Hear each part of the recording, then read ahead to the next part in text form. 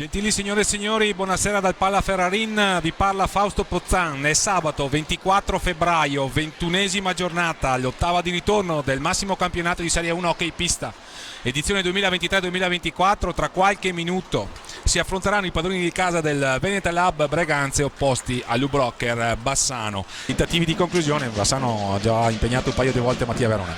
Dietro la gabbia con Guimaraes a cercare Ivo Silva che si muove. Eccola! Sblocca il risultato Bassano, rete di Amato, gol dell'ex di attenzione Guimaraes, murata la sua conclusione. Riparte Breganze con Ramiro Torres. Breganze ha avuto un inizio troppo timido, ne ha approfittato Bassano che si è portato in vantaggio. Qui il tentativo di conclusione, vediamo. Cartellino blu per Alberto Pozzato. L'esperienza, la qualità e le capacità tecniche le ha per tentare la trasformazione, vedremo. Parte Massimo Tatarani.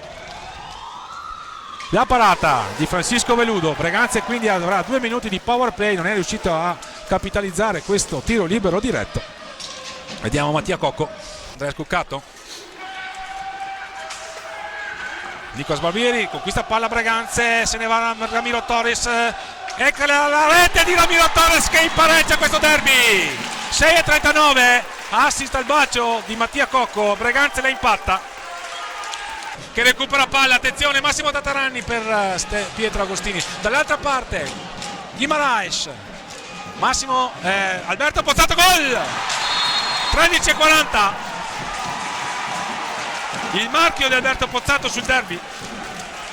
2-1 Bassano. La conclusione nel traffico, il più lesto ad arrivare sulla sfera è Ramiro Torres, lo contrasta Guimaraes, ancora Ramiro Torres, cade in area, c'è rigore. Atterrato Massimo Tatarani da Samo Amato. 6:13 al termine. Ci va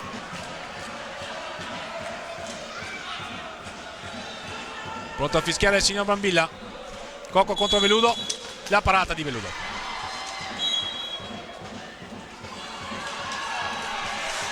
La parata di Veludo, si rammarica Mattia Cocco.